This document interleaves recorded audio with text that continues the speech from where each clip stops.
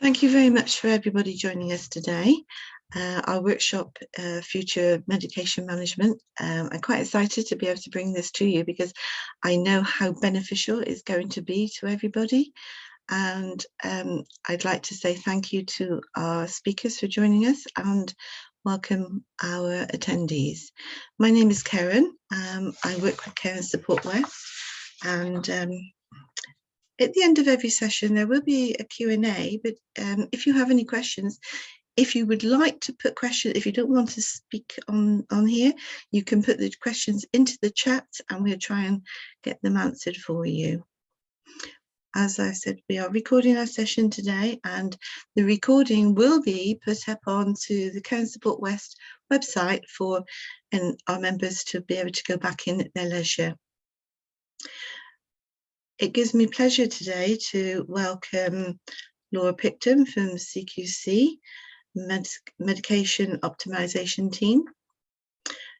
We've got Kathryn Lord and Nikki Studzinski. Apologies if I've mispronounced that incorrectly, but from St Peter's Hospice. We have James Jacobi and Misha Liddy from the NICE field team, and we've got Caryn Peeke from who's going to talk to us about Proxy Access. So I'm going to introduce our first speaker today, Laura. Are you okay, Laura? If I give you the screen? Hi. Yeah. Okay, thank you very much. Far away. Are you okay to put the slides up, Caryn? Yes, I will do. If you can bear with me one moment. No worries. So hi everybody. Yep, I'm Laura. I think I've met some of you in person before when we've done some of these face-to-face events, but it's nice to be here this morning. I'm a pharmacist in the CQC Medicines Optimisation team, and I'm just going to talk through this morning. Not going to go into a lot of detail about what we look at on inspection, but just talk to you about some of the changes that are happening in CQC, some of the changes to how we are going to regulate services, have a look at our new single assessment framework and how that affects medicines, and then just talk about a couple of new things around incidents, reporting medicines incidents and the impact of those, and just highlighting our recent controlled drugs report. So the slide that's on the screen at the moment is our new strategy that was published last year. You can find all the links to these on the website, and when I've finished speaking in a minute, I'll pop the links to the various bits in the chat so that people can access them if they want to, and I can share them with Caryn for circulation afterwards as well. But our new strategy, like I said, launched last year, and it will enable us to just change how we regulate services to encompass some of the new activity that we've got. So as you might know, from July this year, with the changes in the Health and Social Care Act, we became the regulator for integrated care systems and for providing local authority assurance as well. So our new strategy covers off regulation of those areas as well as all of the existing areas that we regulated as well. So built on 4 themes, so focusing on people and communities, really important that our regulation is driven by people's experiences about what they need and what they expect from health and care services, rather than how providers want to deliver them. So making sure that we're sort of flipping that switch, that services are provided based on what people want rather than what providers are able to deliver. Looking at smarter regulation, so trying to reduce duplication of information. I think we're all very aware that you're asked to provide lots and lots of information to us and to other organisations as well. So how can we use that information in a more targeted way to reduce duplication for yourselves, and also to use that data and information to target risk.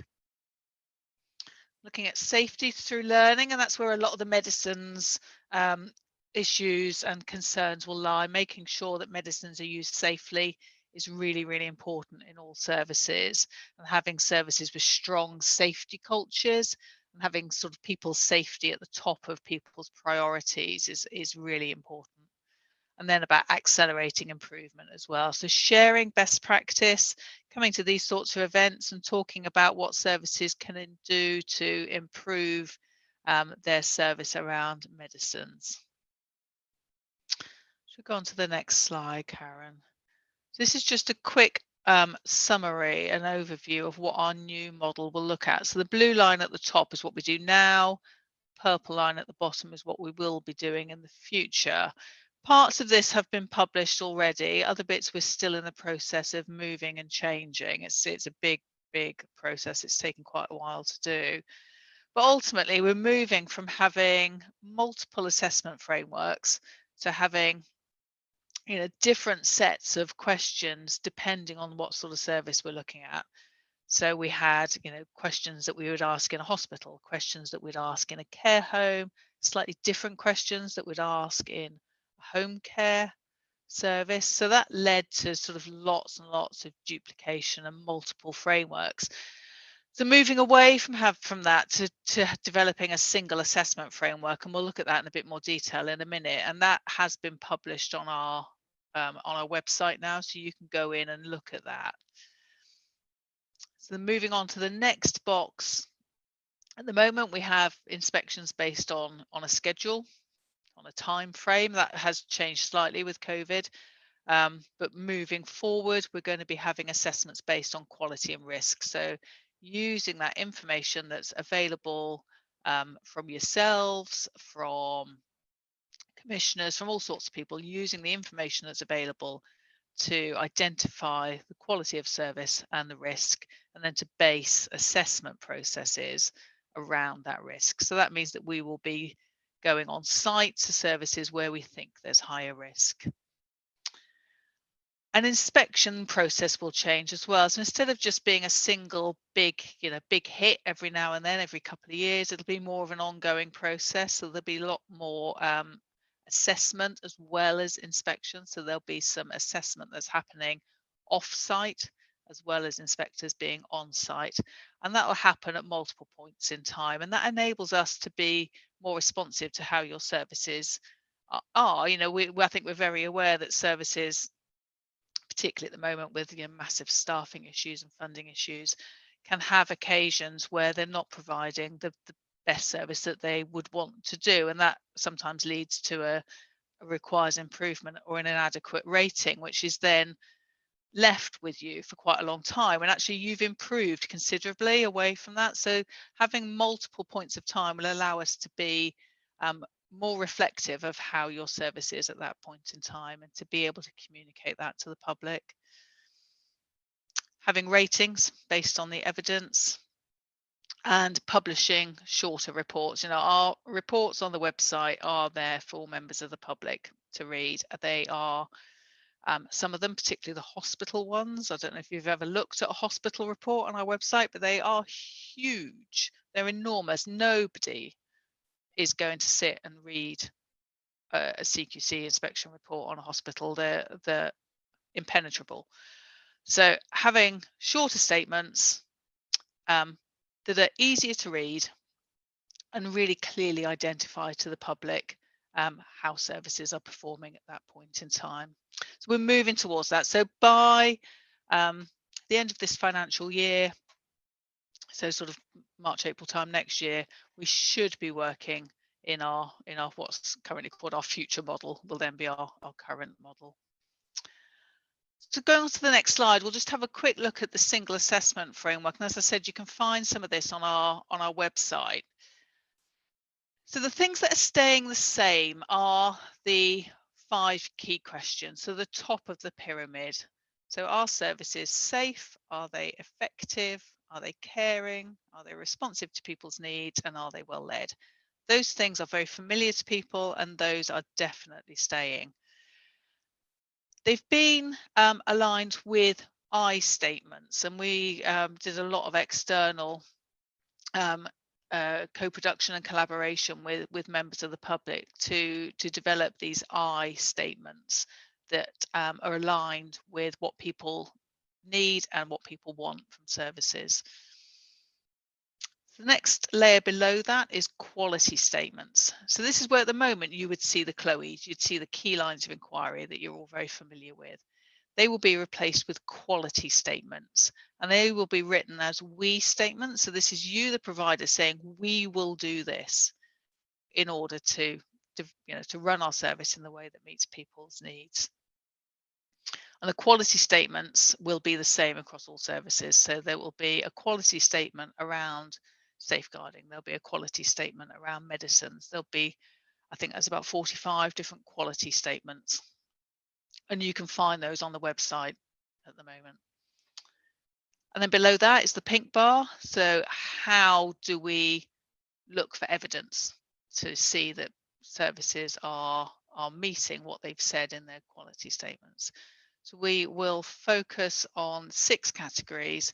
So really heavily looking at people's experience, so talking to people in a lot more depth and detail than we do at the moment, gathering people's experience and their feedback from using services, but also getting feedback from staff and from leaders, from observing care and treatment, getting feedback from partners. So that might be from the local authority, from the ICB, from GP practice, from whoever interacts with different services. Looking at your systems and processes and records is still going to be important, and looking at outcomes of care. So how do people end up leaving a service if that's the outcome, or how are they cared for in that service? And then below that will be the specific evidence and the quality indicators that we'll use in order to assess all of the levels above.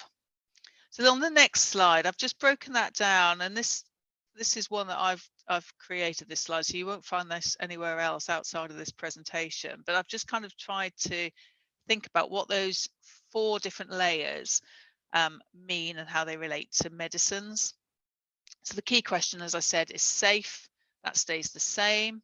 And the question around safe is I feel safe and I'm supported to understand and manage my risks. So that's written from a point of a person using a service. I feel safe and supported to understand and manage my risks.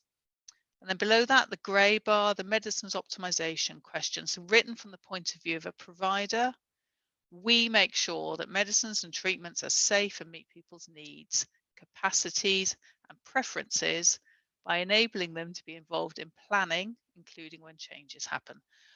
It's a long sentence and there's a lot packed in there because we've got to try and cover everything off, but it's basically putting people at the center of their use of medicines. It's really focusing on what medicines optimization is. The evidence categories there, so talking to people, talking to staff and leaders, observing medicines practice, and reviewing records held around medicines. And that in reality isn't going to change. What we look at now will continue to be what we look at. We will still be looking at your records that you keep around medicines. We'll still be looking at how you store medicines. We'll still be observing medicines administration, but we will be talking to people a lot more than we possibly do at the moment. And then the evidence to support all that is contained within the NICE guidance that Michelle and Jane will talk about later on.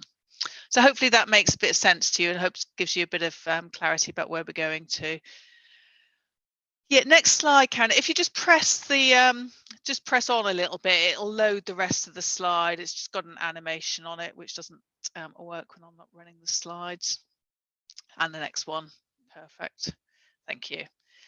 So I just wanted to focus a little bit on medicines errors. Medicines errors happen everywhere. They happen a lot. As a report a few years ago now, they estimated that there's 237 million medicines errors in the NHS in England every year. Vast, vast numbers of medicines errors. A large percentage of those, 28%, cause moderate to serious harm, and they directly cause over 700 deaths a year and contribute to around 1,700. But, and you'll note from the first box on that slide, this is in the NHS in England, and we don't know about medicines incidents that happen within social care services unless somebody from the NHS happens to report it. Until very recently, there was no way of social care services to be able to report into the National Reporting and Learning System, NRLS, for medicines. That has changed, and we'll look at that in a little while. But medicines happen everywhere. They happen, medicines errors, sorry, happen everywhere. They happen from the point of prescribing right the way through the process, and often related to human error when people are working in very stressful environments. Just looking at the next slide, we published a report a few years ago that broke down medicines errors that we see into different categories. And these categories applied regardless of what service we were looking at, whether we were looking in a hospital or a care home or in a GP practice. We could theme the medicines incidents that occurred into these 6 areas. So starting off, as I said, with prescribing, with monitoring and reviewing people's medicines, errors can happen at that point. Obviously, errors can happen at the point of administration, so giving the wrong medicine to the wrong person, potentially, or people not being able to self-administer a medicine might be classed as an administration error. We know that people are more likely to experience a medicines error at the point of transfer of care, so when they move between services, so when they're discharged from hospital, or when they're newly admitted into a care home, or when a domiciliary care provider starts to deliver care for people. At that point where somebody else starts to take on responsibility, either the medicines themselves don't follow the person, or the discharge information isn't really clearly available to them. And there's lots of work in that area to improve safety around transfer of information around medicines. Incidents we've talked about. Supply, storage and disposal is always a big area of risk with medicines. Medicines not being stored at the right temperature, not being stored securely, really, really important. Medicines not being disposed of safely as well, we do still see that. And then underpinning all of that is having a workforce that is competent to support people's medicines needs, and for yourselves to have enough capacity. And I know Skills for Care have published their State of Care report this morning, which is really focusing on care workforce capacity. So the next slide just very quickly highlights the different ways that we in CQC find out about medicines errors. So there's 2 ways, either through the provider information return, the PIR, or through notifications. In the PIR, we ask how many medicines errors have you had in the last 12 months? And given what we've just looked at on the last slide and the one before where we were saying 237 million errors, I'm always amazed how many services say, nope, 0, we've had no medicines errors this year. So when we did a snapshot analysis of the data, around 44% of responses said 0, we've had no responses. We've had no medicines errors. And I think people think that's what we want to hear. They want to hear, we haven't had any, we're the perfect service. And actually what I read when I see that is, okay, this is a service I need to be concerned about. They maybe aren't able to identify risk clearly. They're not able to identify incidents clearly. They're not reporting, and potentially then they're not learning from those incidents, and you've got the likelihood that it'll happen again. So really, really important that as a service that you are able to identify when things go wrong and report them, and that you let us know through the provider information return. And then the other way that we would be notified would be if there was a formal notification that was related to a medicines error, and you'd need to do that if an error led to one of the things on the slide there, so a death, an injury, abuse or an allegation of abuse, or an incident reported to the police. And those hopefully are few and far between, but you would need to submit a notification for those.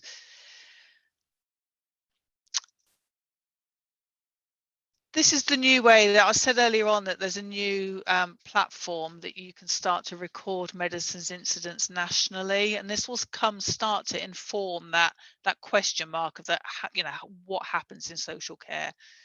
The Learning from Patient Safety Event Service was launched earlier on. Well, it might have been the end of last year, actually. Now time moves on too quickly, and this is replaced the national way for services to report all patient safety incidents, but including medicines incidents, and it's open to social care providers as well.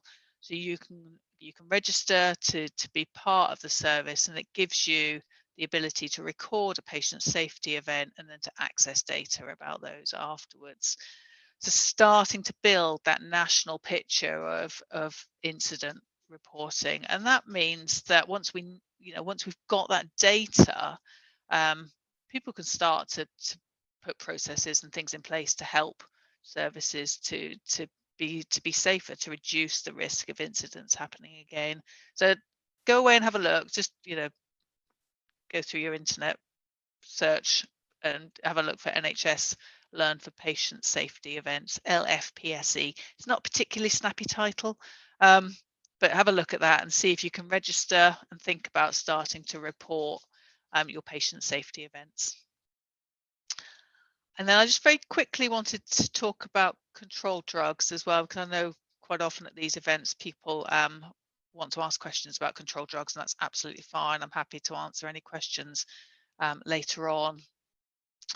We've got a responsibility to publish a controlled drugs report every year, and this year's has relatively recently been published back in September, I think, focused on 3 issues around social care, using transdermal patches, so things like butrans, fentanyl patches. We quite often see that patches aren't applied according to the manufacturer's recommendations, that they're not rotated at the right frequency, and that causes skin damage to people and can actually mean that people are absorbing much more of the drug than they otherwise would do. They can come to harm from that. We see that people, that maybe the patch has fallen off and people haven't got a patch removed, and hence they're experiencing quite high levels of pain because people aren't checking to make sure the patch is still adhered. And we do still hear of incidents where people are coming to harm from patches. So either more than one patch is applied, or it's moved in the night, staff check, but it's not where it was, and it's another one is reapplied. And there are still incidences of people coming to harm and people dying actually from patch application. So that's really, really important that you have really clear records and staff are really well trained to support people with medicines patches. Error reporting we've talked about, and we still hear about some diversion and misuse of controlled drugs by staff.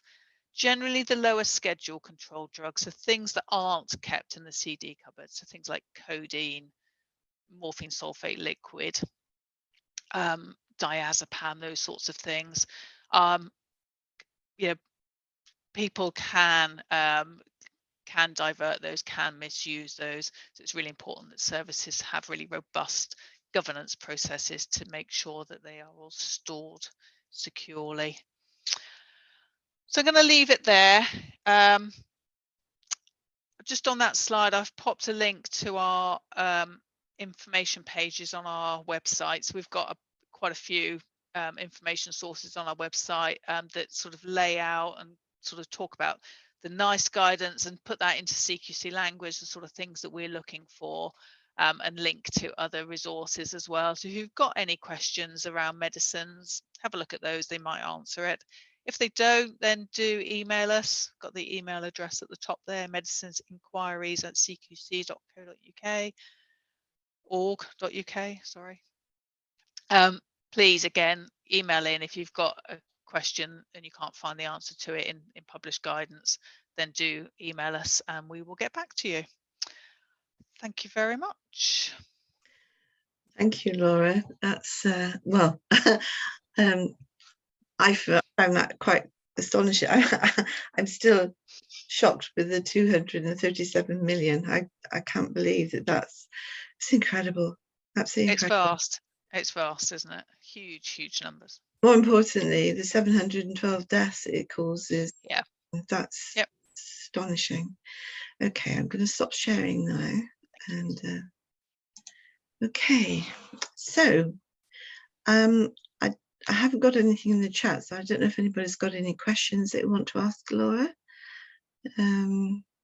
That was very informative and very useful, Laura. Thank you very much. It is very clear, and clearly CQC are moving forward with and looking at what's going to make things better for CQC and also better for the social care. Definitely. Okay, so if there's no more questions, I'm going to move on to Kathryn and Nikki. Are you ready, ladies? We are. You are? Yeah. Are you going to share your screen? Yeah. Yeah, no, we haven't got anything to show. So Okay, we're fine. just gonna Carry on. I'll shut up. I'll leave it up to you. So we'll just introduce ourselves. So I'm Kathryn Lord. I'm one of the End of Life Education team here at St Peter's Hospice. And I'm Nikki Studinsky, another one of the teaching team, nurse background at St Peter's Hospice. So Caryn asked us to be involved today. I think the plan is we're going to aim to look at doing a longer session just on end-of-life medications at another point, because it's as other things for medication, it's a large subject, so we didn't think we could do it justice in 20 minutes. So the plan for today is really any questions that we can then either answer today or maybe guide you onto some of our resources, and then so that we can plan for a bigger session at another point, really. So Scoping is what we're doing. yes. Any burning questions from anybody that's that we can try and help with today? We can chatter on otherwise, but we just thought we'd see those of you who are there, what things come up for you. Anybody? There's nobody at the moment. I mean, what the support that you offer and the training that you give is, I personally know is invaluable. It really is. So it's probably questions people don't know What they don't know. I don't know. No. Yeah, exactly. So there's a number of different ways that people can connect with us and with the hospice, and I'm sure most, a lot of people know that and have contacted and been in touch with us, but just to kind of give you an overview, really. So we, as I say, we work in the education department, and we run a few different courses that are looking at. So we run a 3-day that's for any registered practitioner. So a mix of people tend to come to that from all different settings, and they will, and that's a 3-day course around symptom management, end of life care, symptom management, the challenges of that. And it's great having a real mix of people from different disciplines, but different areas of practice. So kind of sharing this kind of practice experience. And then we run some other shorter workshops that you can find all of the detail on our website. And there's a professional tab that's along the top. And there's detail, there's an education tab within that you can then see more detail of. So so there's lots that, and if there are things that actually you'd like to know more of, and you're feeling that there's an absence of some education that you'd like, then we're also open to a discussion around some kind of tailoring of education that we can deliver to care homes specifically, or else if we get a theme of things that we notice that's several people are contacting us saying this, and actually it might be that actually there's a need out there, so we're quite responsive to that really, and looking at what we can put in. So that's kind of from an education perspective. But as Kathryn's put in the chat box there, absolutely, we've got our 24-hour advice line, and I don't know who out there of you have contacted the advice line, but it's run by our nurses who it might go, when somebody rings, it might go to an answer phone because they might be on another call, but they'll always then respond and get back to you. And they have access to our on-call medics as well, and it doesn't have to be about any patients that are known to us.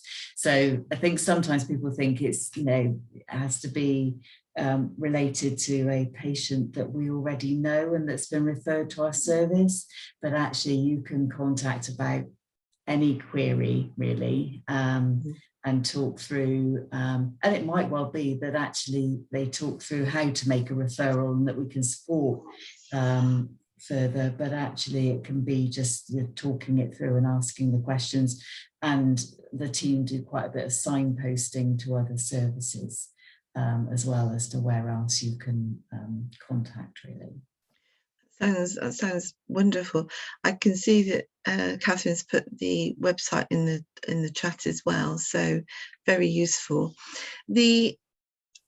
I guess really a lot of people will be thinking, well, do you only help people, the patient? But actually, I know you support the family member, and I know thinking about how if somebody's in a residential setting, the carer, it could be a question with they're dealing with the relative as well as the actual patient themselves. So, and I know you support on that sort of side of things, don't you? Yeah, so we've got a specialist team, our patient family support team, so PFS team for short. So they do specific work with the patient who might have additional needs, but with the family members.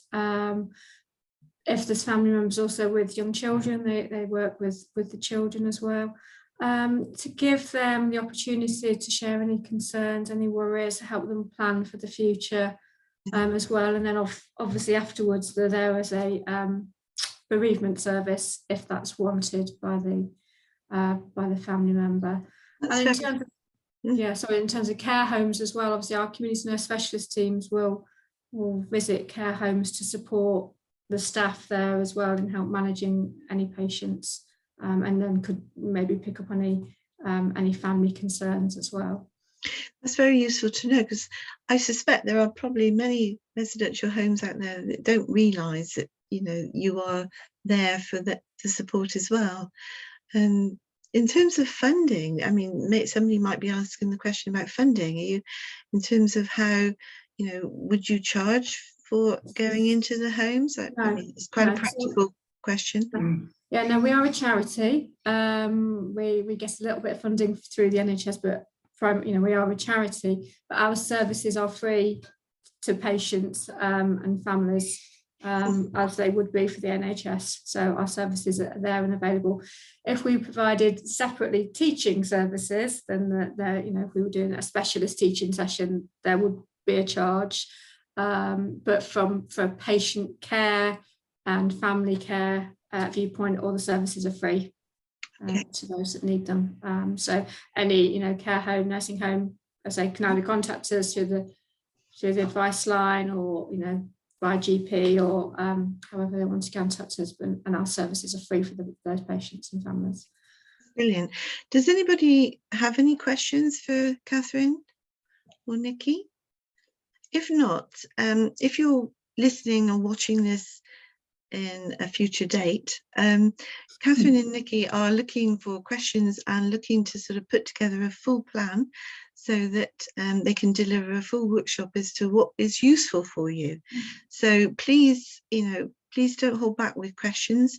Either you can email myself and I can forward the questions, or go directly to their website and or telephone number, maybe, if that's okay with you, Kathryn. I'm just going to put our education email address in there as well. Then. That would be good. Yeah. Yeah. Okay. Yeah, because then you can email us directly within our team. Sorry, education.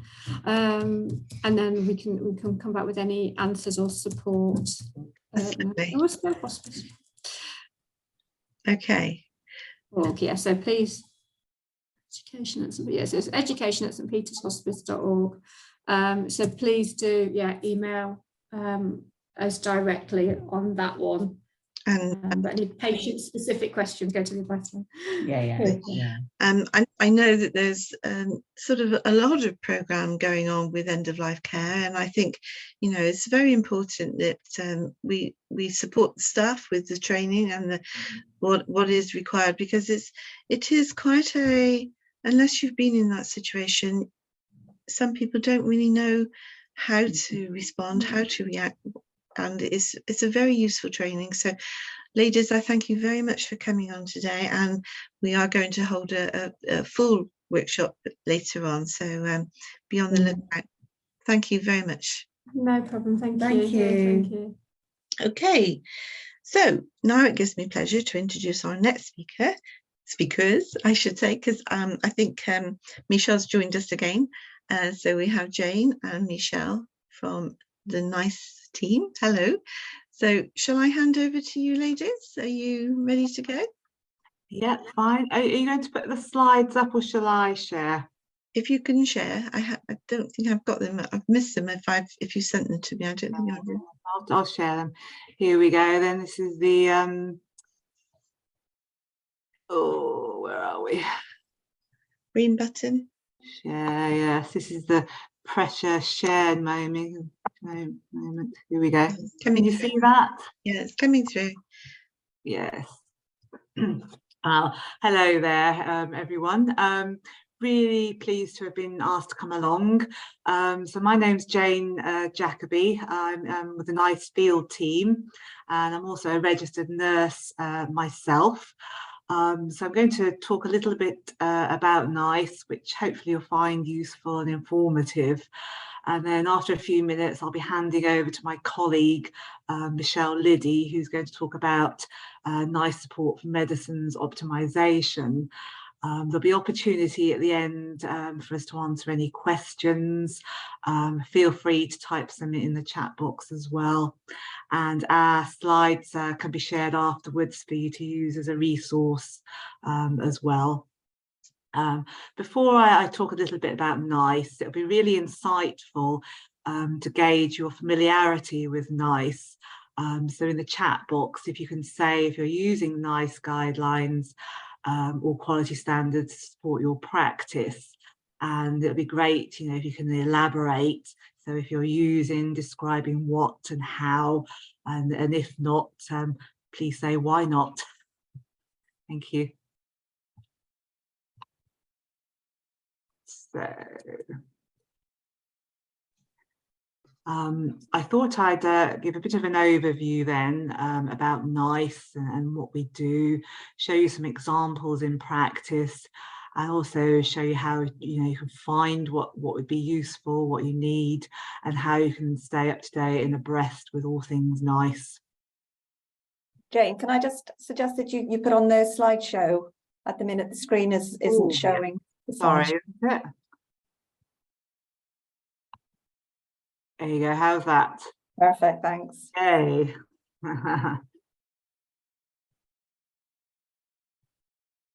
Right. So for starters, I thought it'd be good to flag our very popular quick guides, which are based on NICE guidelines and have been developed to give key information for social care topics in a simple visual format.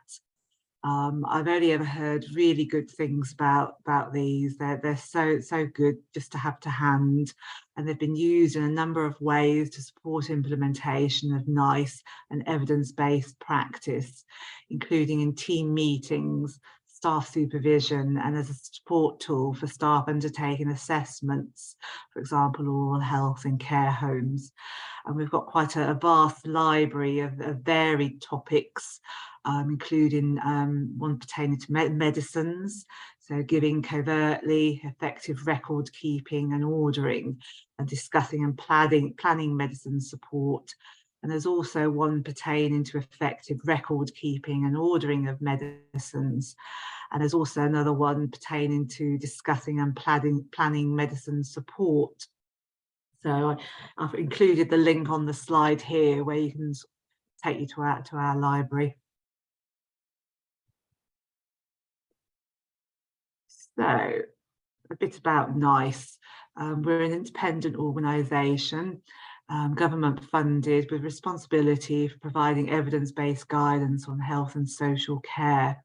And so our guidance, standards and other resources help public health and social care professionals deliver the best possible care within the resources available. So we review all the available evidence and publish recommendations to improve care that reflect safe, effective and cost-effective practice. And to help do this, we work very closely with local and national health and social care organisations, including NHS England, CQC, Skills for Care and ADAS. And together we encourage and support a quality and safety focused approach in which commissioners and providers use NICE guidance and other accredited NICE sources to improve outcomes.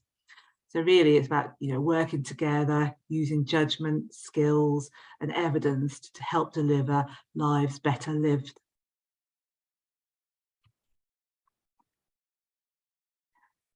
So expanding a little, our guidance is based on the best available evidence and is produced collaboratively by independent committees, made up of experts, people using services, carers and laypersons. And it's subject to consultation and when necessarily challenge as well. Our guidance covers a range of topics from preventing and managing specific conditions, improving health and managing medicines in different settings, to providing social care and support to adults and children, and also planning broader services and interventions to improve the health of communities.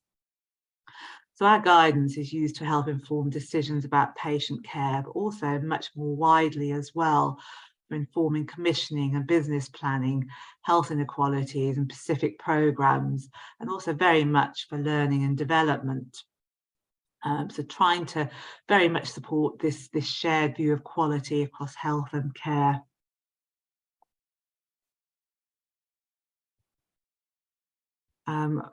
NICE guidelines go on to support the development of quality standards, which are very different from our guidelines. So they're a prioritised set of statements about quality, which are designed to drive forward and monitor quality improvement in specific areas of care. And they identify priority areas where there's opportunities to improve and where there's known variations in care. So each quality standard is made up of quality statements, sort of give or take 5, and the statement of quality are designed to be very clear, very concise and measurable, and describing what good care looks like, so you can immediately see straight away sort of the value that they bring. And each quality statement is then accompanied by measures which help organisations and teams to identify variation and also help measure progress with improvement efforts. And they're very much, for anyone to use who's wanting to improve quality of care.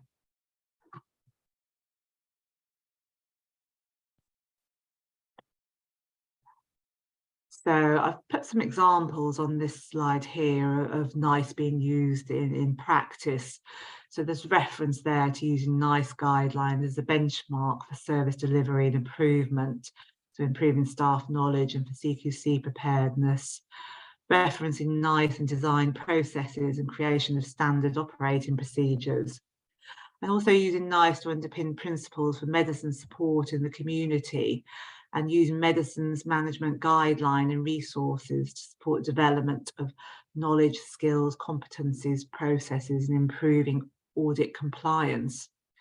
And there's also one there pertaining to using quality standards for creation of audit tools, helping to identify areas for improvement in care homes.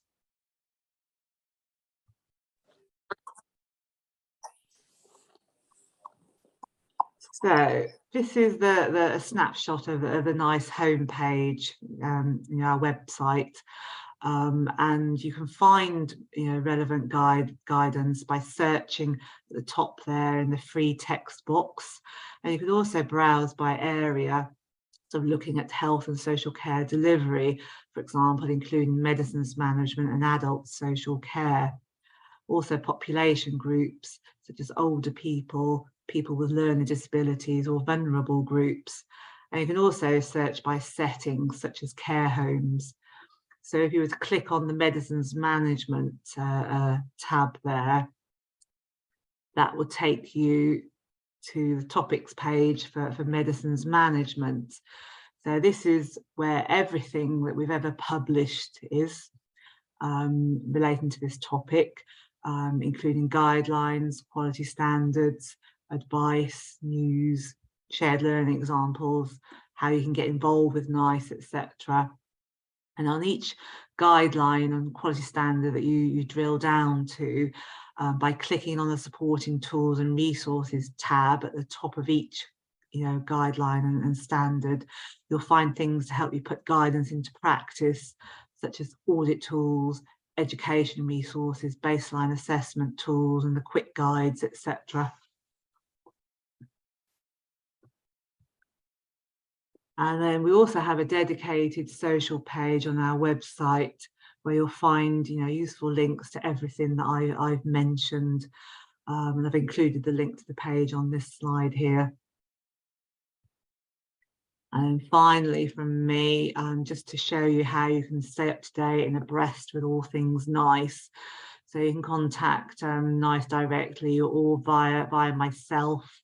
We have a very good sort of increasing social media following, and also a really useful and informative monthly newsletter that comes through your inbox, and it's not information overloaded, very succinct, tells you about guidance that's been published, what's been consulted on, when we're looking for stakeholder engagement, any events, etc. in the pipeline. So it's, it's really good just to have that.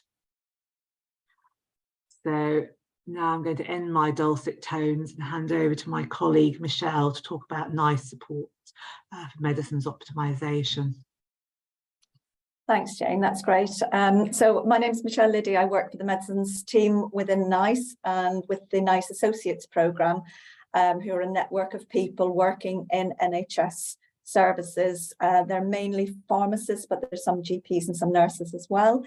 And we help support these people who are working at the front line in the NHS with planning pathways and seeing how NICE fits in with services in their area. So I was just going to cover a bit about what we do at NICE to support medicines optimisation, and then give a link at the end to some resources that you might find helpful. So Jane's going to be driving my slides, so apologies in advance for saying next slide, please. I'm getting tired of hearing that. So medicines optimisation, what is it? So it's defined as a person-centred approach to safe and effective medicines use to ensure that people obtain the best possible outcomes from their medicines. Next slide, please. And some examples of where NICE has got guidelines where they have made recommendations to help with medicines optimisation are given here. There are hundreds of guidelines, but we tried to pick out some which may be relevant to the area in which you're working. So things like care homes or managing medicines in the community, there are separate guidelines on this. Transition between care, between the community and care home, and so for people with social needs. Transition between different settings for people using mental health settings.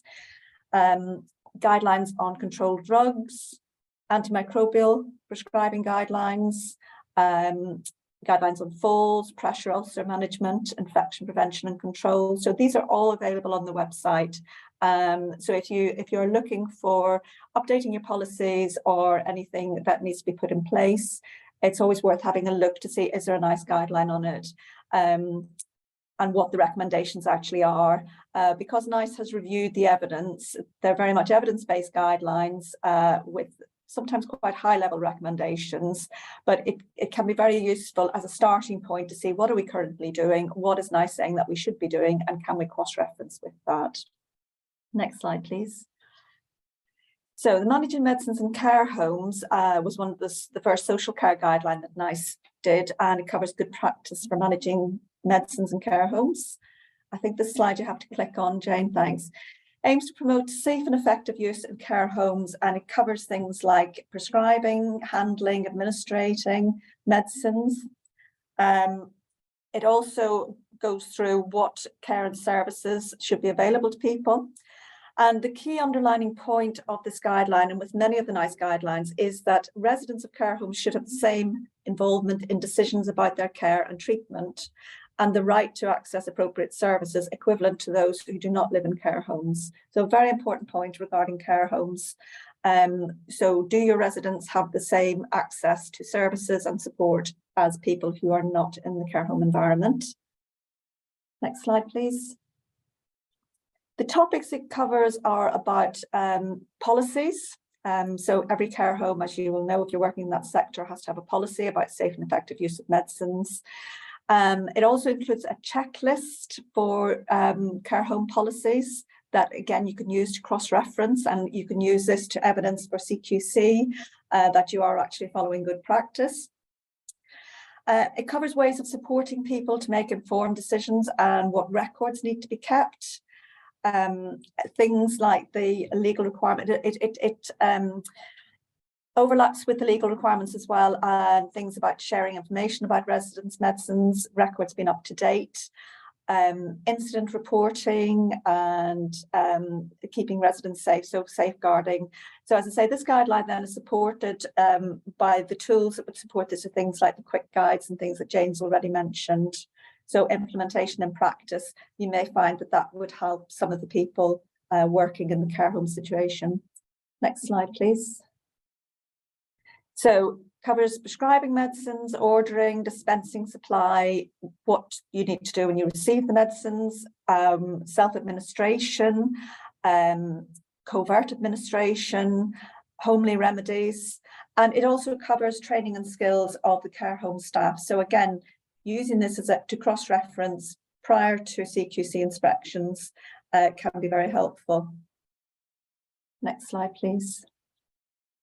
If you go to the website, this is what it looks like. So if you look here in the middle of the slide, this is the tab showing the guidance. If you could just click, Jane, please. If you then go to the tools and resources, that takes you to another page, and that'll be the next page, which then shows you there are webinars, the quick guides are there, other resources, e-learning resources. These are all available to support you if you're actually if you're working in this situation, and things like staff training, it could help with that. It's got some case studies as well, and examples then of service improvement, so using quality standards, and the baseline assessment tool is under this tab, tools and resources, on the website. And then there's the equivalent guide for managing medicines for adults receiving social care in the community. So this is for people who are actually not in the care home situation. They're living in the community, but they're receiving medicines and they need help and support with that. So it gives advice on assessing people, how to do the assessment, if assessing whether support is needed, and then looking at how to put in place appropriate support. And the focus is very much on health and social care staff working together in combination with the person they are supporting and their support network as well. Next slide, please. And again, as with the care home guidance, it was developed looking at legislation as well, so it will cross-reference to legally what our organisation is supposed to do. So if you're in the position that you are the person overseeing the service, it's worth using this as a starting point for your actual individual policies of your organisation. It goes into recommendations which are for the individual, what the individual receiving the care could expect, but also what the organisation has got to provide as well. A lot of the recommendations are very high level. They don't say exactly who should do what, but they will say whether it's for the individual or for the organisation needs to ensure that this happens. And the reason for this is to allow for variation between how local organisations are structured, how services are commissioned and how they're provided, and what resources are available.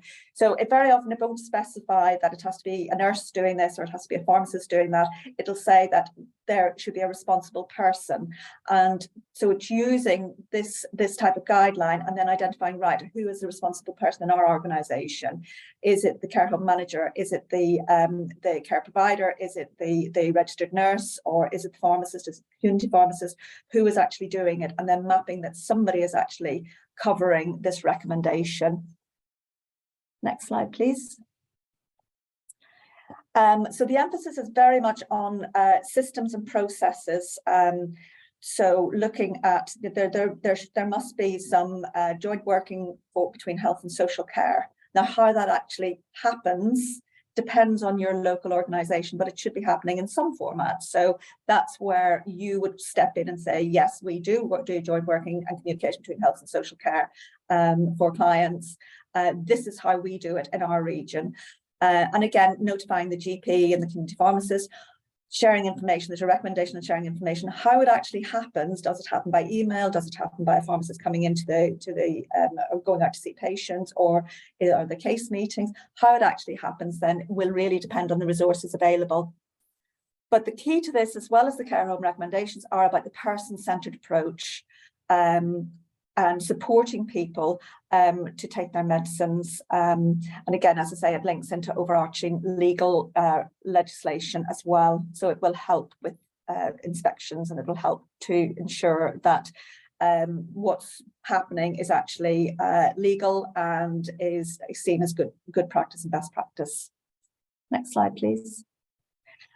So again, there is a baseline assessment tool to help you put a local policy in place. So social care providers should have a medicines policy, and it should cover all of these factors here. So this is the type of thing that you can map what you're currently doing against the baseline assessment tool, and that can then help if you've got an inspection coming up, that you can show CQC that your policy follows the best practice recommendations, or if it doesn't, why the rationale for why you don't need to include this in your policy as well. So it's a starting point for providers. Next slide, please.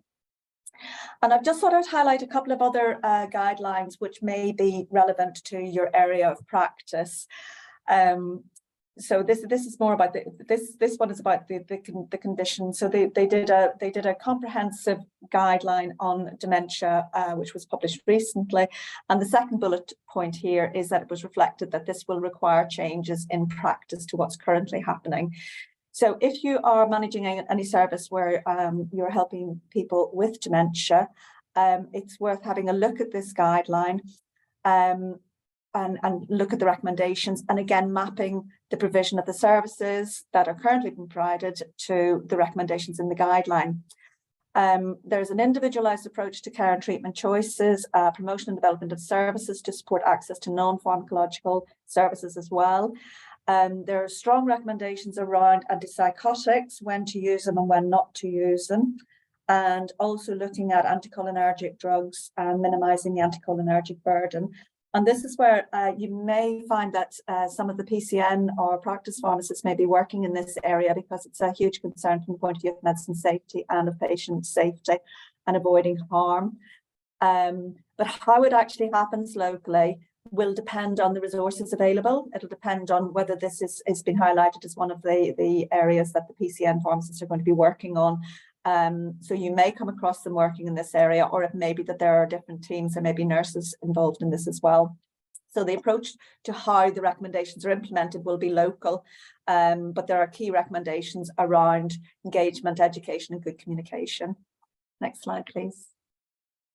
One of the key things, which when this came out was quite controversial, but the evidence has been reviewed by the Guideline Committee, and the recommendation is that people living with dementia have a single named health or social care professional who's responsible for coordinating their care.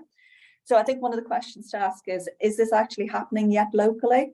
If it's not, are there plans to put this in place? And a lot of the comments received back when the draft guideline went out was, we're not sure if this is achievable. And the committee looked at the responses and looked at the evidence and came up with the fact that they were keeping this recommendation in because the evidence was overwhelming that for people to receive best care, there should be a single individual professional responsible for the coordination as the link person.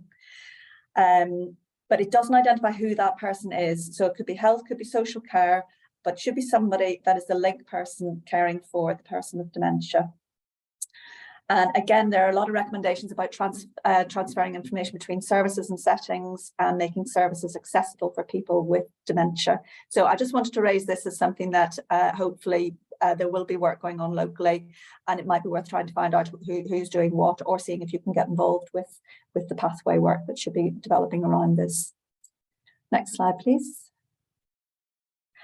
And again, because it's such an important sphere of work, really, is looking at highlighting the antimicrobial prescribing guidelines. So these prescribing guidelines are a separate work stream for NICE, and they're joint branded with Public Health England. So it's not just NICE in isolation looking at this. This is a Public Health England and NICE looking at best practice in prescribing for all of these conditions. And quite a few of them are things that you may come across in your work. So things like urinary tract infections, catheter care, C. diff, wounds, pneumonia, community acquired and hospital acquired. So again, if you are in any position dealing with people where there are antimicrobials involved, it's worth highlighting these guidelines are available. Next slide, please. And just to say, for all of these antimicrobial guidelines, NICE have produced a visual summary.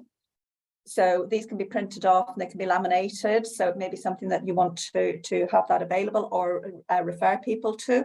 And it just shows the key recommendations in an infographic form that a lot of people find easier to work with and easier to refer to. So it was just to highlight this as a resource. Most of them, I think, are available from the landing page on the guidelines. They're also available then on the Tools and Resources tab, which are at the top of the antimicrobial guidelines as well. So again, just a useful resource to try and help people work with this in practice. Next slide, please. So I just wanted to touch on the shared decision-making guideline, and this covers how to make shared decision-making part of everyday care. I think all the NICE guidelines and most of your local policies and policies will also say that people have the right to be involved in decisions about their care. But again, cross-referencing to this guideline can help organisations to give evidence as to how you actually do that, and also can help people step back and reflect and think, actually, are we doing it and are we doing it properly? So it promotes ways in which healthcare professionals and people using services can work together to make decisions about the treatment and care of the individual. So there are recommendations on training and how to communicate risks and benefits and consequences, and also some recommendations about decision aids and how to use decision aids. So it's something that, as I say, this guideline has got a lot of resources that you may find helpful for whenever you are looking at your policies and looking at evidencing what you're actually doing and demonstrating that the care for your clients and patients is the best that can possibly be given. And it also gives recommendations about how to embed shared decision-making in culture and practices. So it's not currently happening and you want to make it happen, have a look at the guideline for some tips and tools and resources on how to actually embed shared decision-making in your organisation. Next slide, please. So I just thought here, there's not many people on the slide, but it's always worth thinking, what do you think shared decision making is? And you know, is it just saying, are you okay with your tablets, or you know, what actually is it? Do you want to keep taking them, or you know, or is it informing and listening and then getting feedback as well? And these are some of the definitions of what it actually is. So it's a collaborative process. It's actually involving the person. And sometimes when you get situations where I don't know, the doctors, the surgery has said, yes, we've done a medication review. Well, if they've done a medication review without talking to the person who's actually taking the medicines, they haven't done a medication review. So I think that's a key point, or talking to the people who are involved in the care of the person who is actually taking the medicines. It's a collaborative process, and it should be a joint decision taken, not just a decision made by clinicians, and not just a decision made by the patient. It should be an informed decision. It could be about future planning as well.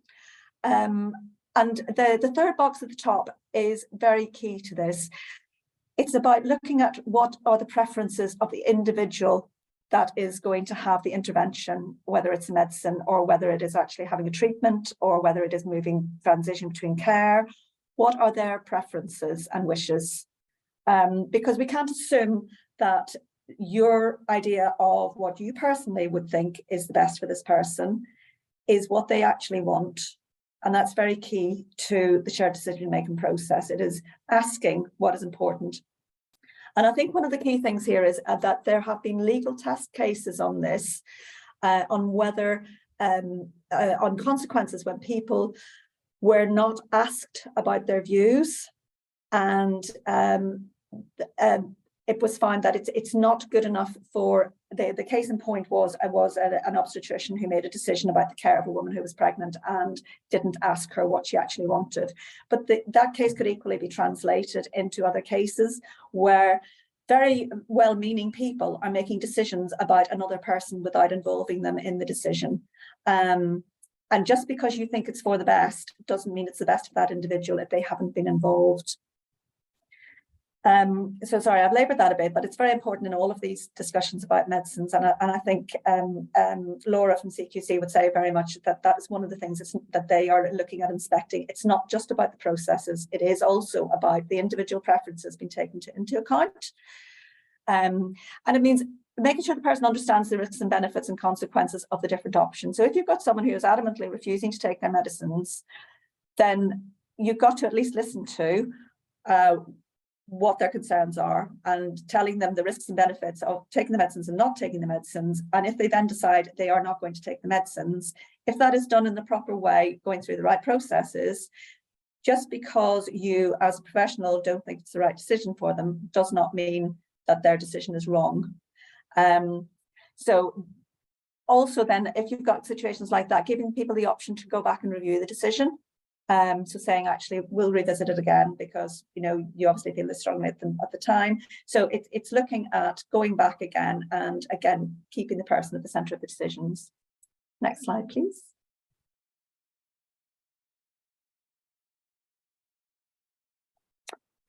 I'm just going to finish up with a couple of overarching things about NICE. So if you're using the NICE guidelines are developed by independent committees who assess the evidence. The NICE prepares the evidence, the committees assess the evidence, and they will then make recommendations. The recommendations, so some recommendations will be made with more certainty than others. So if there's clear and strong evidence of benefit, NICE will say the word offer. So that's where there's consensus that this is a good thing to do for most people. So they should be offered a treatment, they should be offered an intervention. If NICE isn't as certain, if the evidence doesn't really support, but we think it probably on the balance of things should be done for most people and will help most people, NICE will use in the recommendation, they'll use the word consider. So there's a bit of a distinction there, and it really is looking at the evidence. And I think especially with social care recommendations where you don't get randomized controlled trials. So we're looking at real world evidence really, and we're looking at case studies, or we're looking at expert opinion. You'll get a bit more of the consider, but then sometimes you will get the offer. And then sometimes they'll make a definitive recommendation, like in Dementia, where they've said that the care should be managed by one key person. There'll be a definite, this should happen for everybody. The other thing, the second bullet point there is people have the right to make informed decisions about their care. So does your role involve people helping support people make decisions about medicines?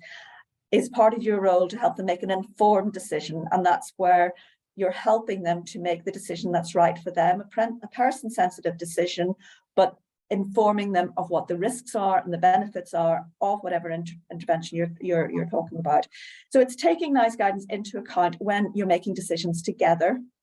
It's not mandatory to apply the recommendations in the NICE guidelines.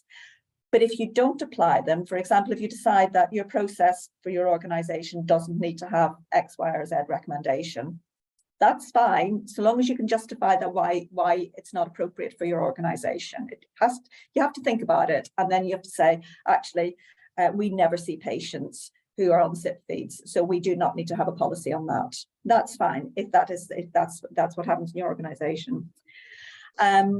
The other is that the bottom bullet point, take the person's individual needs, preference, circumstances and values into account. And again, I would ask the question here, how are you going to know the values of a person if the person is not involved in the discussion? Next slide, please. So why do you... Is this your last slide? Is this your really? Just about, yes. Okay, you're slightly over, okay. Right. So why would you use NICE guidelines? The reasons are to improve the health of the service users and carers, to ensure care is effective and makes best use of resources, and to provide consistency of care, reduce unwanted variation, and to support quality improvement. It also can help address incidents and demonstrates quality to CQC as well. So key things in everyone's working days. Next slide, please. Yep, what can I do next? Just examples. Sign up to NICE News. You do need to opt in and give your email address. They're always looking for people to take part in a guideline consultation or a guideline committee. So watch out for those. They'll be in the newsletter. Have a look at the website, look at the tools and resources. And if you've got some examples of good practice, please let us know. We love to hear about people using the guidelines and how it's worked and helped their practice. And I think that is it. Thank you very much for listening. I'm happy to take questions. Thank you very much, ladies. That was very informative. I know that I received the monthly newsletter, and we share that on the Caryn Support West website, newsletter items. It's always very informative and worthwhile registering for if you can do, if you've not done so. I've taken lots of information away myself, and I hope everybody else has. Obviously, the NICE guidelines is number one go-to for medication, and I used to work in a nursing home. I don't any longer, but I know at the time we did use the NICE guidelines. So does anybody have any questions, any quick questions? We are slightly over, but it was worth listening to, and I thank you very much, both Jane and Michelle, for your presentations. There's nothing in the chat, Jane. You asked everybody to... Yeah, no, honestly, they're absolutely stunned into silence. No, I mean, feel free. I mean, you can, contact us afterwards if you've got any questions. I'll resend the slides, so you can share, disseminate them to everyone, because they're a useful resource. There's a lot of information we covered, but feel free to get in contact with us, and we do, do support sessions for other topics, not just medicines management. So and we can do a bit more bespoke, in depth. Somebody's just joining us, goodness me. Okay, so I will very quickly move on to Caryn. Slightly over, so apologies, Caryn. If you are you okay to share your screen, or do you? Could you do them? Are you able to get my slides? I can, yeah. I'd like to thank both Jackie and Michelle, because I made quite a few notes listening to that. It was very informative. Thank you very much. So my name is Caryn Peeke. I'm a pharmacy technician. I work currently Peer Health Group, which is a PCN that covers North Somerset, mainly Weston-super-Mare area. So when I joined Peer Health, it was in the middle of the COVID pandemic, and I was asked to lead on a project called Proxy Access. So my talk is going to be mainly about what that is and how you can get it for your care home if you wish. I mean, I say wish, but I think the main consensus is they want everybody to be using Proxy Access for medication ordering. So Proxy Access is a way in which a patient or a patient's representative, providing the patient's representative has permission, can order their medication via the GP system. There's also a way to do other things like book an appointment, review blood tests, but for the purpose of Proxy Access, we only allow them to use currently. It may come in the future, but at the moment we're only using it for medication ordering, and it's for repeat medication ordering. So the proxy user can be, like I said, a parent of a child, a registered carer, or anyone like that. If my daughter asked me, I could order her meds for her if she'd be given permission. The patient needs to authorize direct consent to the person having access to their information. The reason for that is they're going directly into the GP practice system, which is a live system. So you need to be very careful about GDPR. Have the next slide, please. Okay, so the benefits of proxy are it helps to reduce medication errors and queries. And the reason be that I've got a couple of screenshots at the end of the presentation, which you'll be able to see, which will help explain a bit more for you. So yeah, so it helps reduce missed items and missed doses, because it gives it cuts out the delivery from the care home going to the pharmacy with the list of meds they want ordered, the pharmacy then ordering them. It cuts out that bit. The care home then directly order the meds from the GP practice. So that's how it gives a lot more time for the pharmacy to get the meds in, also to communicate to the GP if there's something missing or there's something unavailable, because there's quite a bit of that at the moment, medication unavailable or in short supply. So gives the GP a chance to consider what other meds they're going to alternative medication do. Improve clinical safety, again, due to reducing medication errors. It's improving the ability for staff to order meds day, night, or from anywhere. So during COVID, it was amazing because some managers would go home and work from home and order their meds from home. You don't have to be in the care home to order the meds. And it can be done at any time, day or night. There's a really good audit trail to access on there. So you can see who's ordered what and when, which is really helpful. So if you've asked somebody or a member of your team has said they've ordered meds, you can go in and check that they've been ordered. It always allows you to check that the medication's been issued by the GP practice, which again I'll show you later. Obviously, because you're using NHS, you're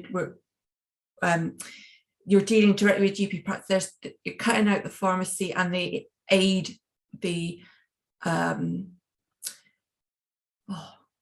risk of a third party seeing information that they shouldn't be. And like I said, it gives a good turnaround for prescriptions to be done. And there's also ability on this system to ask a question to the GP so that we can get if there's an issue. So yeah, and it improves communication and working relationships between people as well. So it's a really helpful resource.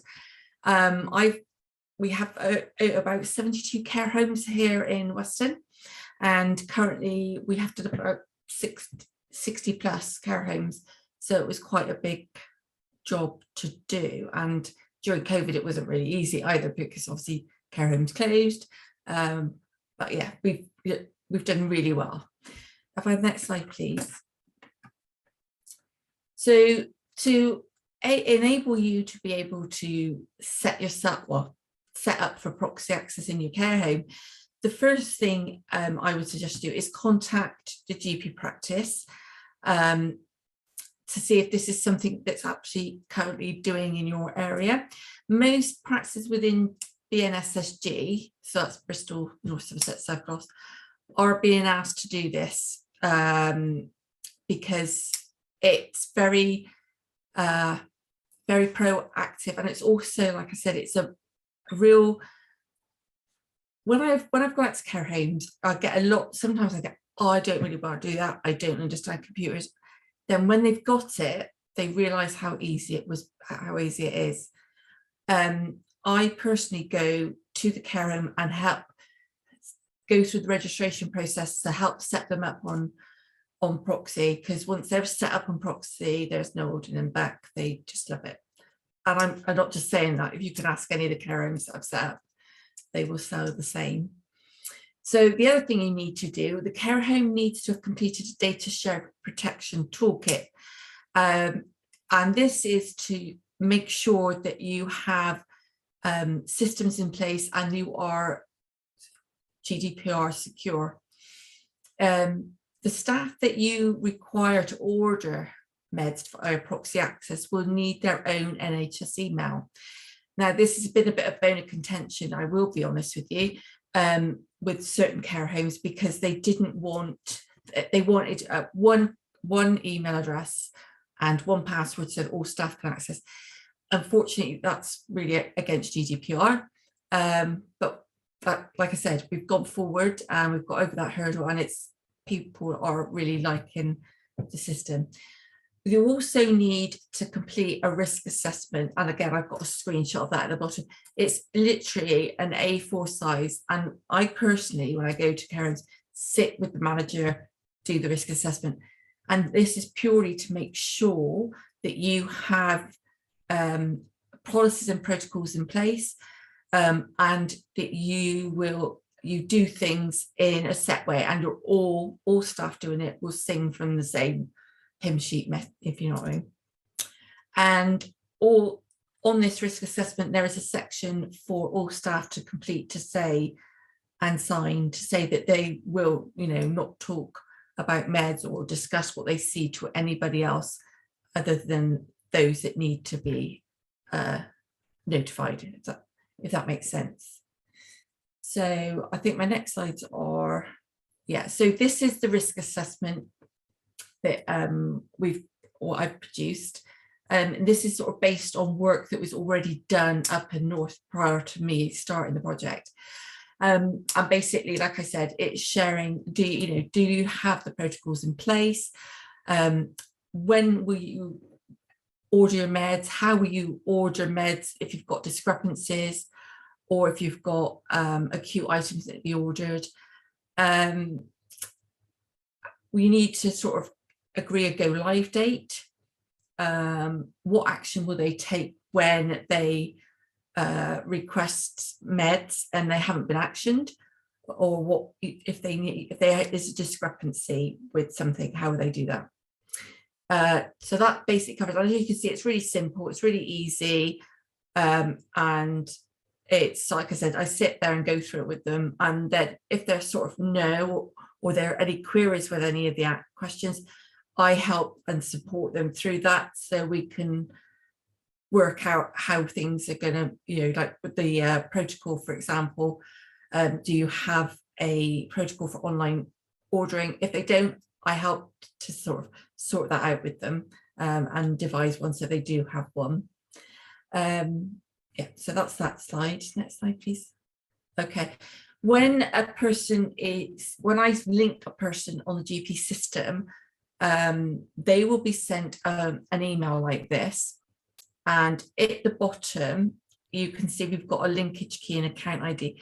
They will need to use that to log on and register onto patient access. So we ask them to click on the top bit keep their screen open, that sends them to the patient access registration page. It's really, like I said, it's really easy to do, but I'm conscious that, unlike myself, people don't use computers every day, so I will go in and help them through that. I talk them through that process. Once they've registered, they don't have to do that piece at all. They only do log in with their NHS email and password, and that's it, like most things. So it's quite simple. Next slide, please. Okay, so this is a screenshot of a quick thing of what it would look like when you're going into the patient's medication screen. So here you can see we have a patient here that's on citalopram and paracetamol, and there's a couple of ways that they order the meds. They either tick individual ones, so they click on the tick mark, or they can use the select all button on the side. There's a little box on the side that comes up and says select all. However, we tend to ask them to go through them individually to make sure they want them. So, for example, things like paracetamol, if a patient's taking that when required, they may not need any for the next month, if that makes sense. So the same with Senna, laxatives and things. So it's always like a little check, say they can use this on a handheld device, so they could be at the patient's bedside, they could be in their treatment room, wherever the medications are stored, and just check what they've got in stock and what they need. So that's how that works. So that's me done. I know it's a bit of a whistle-stop tour. I'm quite happy to talk more about it and show more information. Does anybody have any questions regarding Proxy that I haven't covered? There's nothing on the chat at the moment, but I think what I can say is that I know I'll support Caryn in this. People who do use Proxy Access find it so much more easier. And we started off with listening to Laura say about the errors that are made with medication. And this is one way that I know that behind the scenes, there's a lot of people working to try to reduce, to make it easier, I think is probably the fair way to say, Caryn, isn't it? To make it, everything is easier. And I can only recommend that don't shy away from it. There's people there to support you. Caryn is very capable of and sort of getting you going, and is always at the end of the call if you get a little problem. I'm right. Oh, absolutely, yeah. I give them my phone number and tell them just to call me. And I am getting to a phase now where I'm coming back from it, because obviously I've been doing the project for over 2 years. So I'm sort of getting to the thing where we've got homes that are not interested in doing it, although we do try to actively encourage homes to do it. And I think there's a lot of fear with Proxy because, like I said, it seems really complicated at the start, but once we've got it in place, once they're up and running, it is so simple, so simple.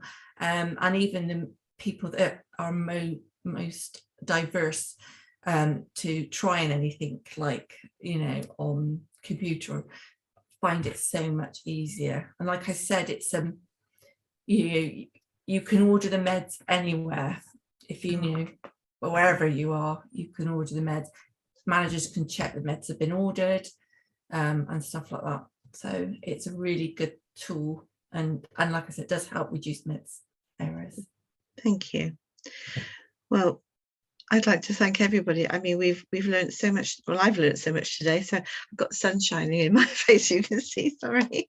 I've learned so much today, and clearly medication is huge, and our responsibility to delivering it safely and securely and ensuring our service users are looked after correctly. And so we've got CQC supporting us, we've got NICE supporting us, we've got St Peter's Hospice supporting us, and we've got Caryn supporting us. So I hope everybody's taken a lot from today. I think we've come to the end. I don't think we've got any more questions. So that leaves me to say thank you to everybody. I'm going to stop recording now.